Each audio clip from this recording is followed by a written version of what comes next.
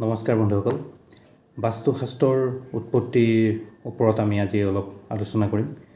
প্ৰকৃততে ক'বলৈ গ'লে সংস্কৃত শব্দকোষত বাস্তু শব্দৰ অৰ্থ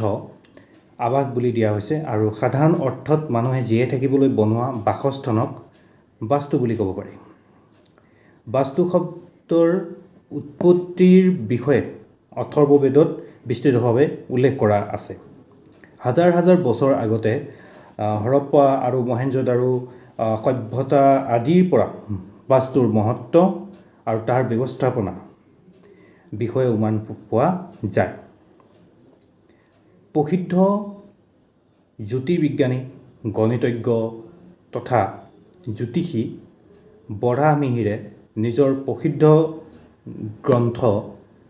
বৃহৎ সংহিতাত বাস্তুৰ অৰ্থ আৱাস বুলি উল্লেখ কৰিছে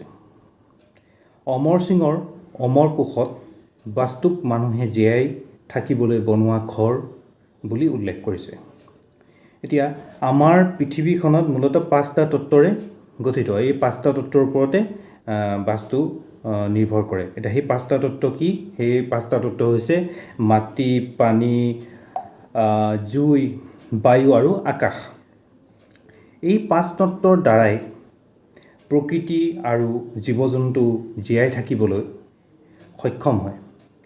বেদ পুৰাণত আমাৰ ঋষিমুনিসকলে পঞ্চ মহাভূতৰ নিয়মৰ দ্বাৰা জীৱ-জন্তু আৰু প্ৰকৃতিৰ মাজত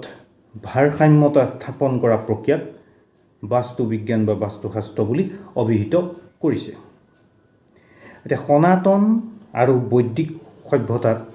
জ্যোতিষ আৰু আয়ুৰ্বেদৰ যি উৎপত্তিস্থল আছিল সেয়া বেদৰ পৰাই হৈছে আৰু জ্যোতিষৰ মুখ্য তিনিটা অংগ আছে সেই তিনিটা হৈছে গণিত ফলিত আৰু সংহিতা এই সংহিতা এনে এটা শাখা হয় য'ত বাস্তু বিজ্ঞান অন্তৰ্ভুক্ত কৰা হৈছে বৌদ্ধ আৰু জৈন ধৰ্মৰ গ্ৰন্থসমূহতো বাস্তুশাস্ত্ৰৰ আধাৰত ভৱন নিৰ্মাণ কৰা কথা উল্লেখ কৰা আছে ইয়াৰ উপৰিও স্কন্ধ অগ্নি গৰুৰ নাৰদ বায়ু ব্ৰহ্মাণ্ড আৰু লিংগ আদি পুৰাণতো বাস্তু বিজ্ঞানৰ কথা উমান পোৱা যায় গতিকে ভিডিঅ'টো আজি বাস্তুশাস্ত্ৰৰ বা বাস্তু বিজ্ঞানৰ ইতিহাসৰ ওপৰত আমি সৰুকৈ আজি অলপ আলোচনা কৰিলোঁ যদি ভিডিঅ'টো কিবা ভাল লাগিছে তেনেহ'লে লাইক আৰু ছাবস্ক্ৰাইব কৰিব নাপাহৰিব ধন্যবাদ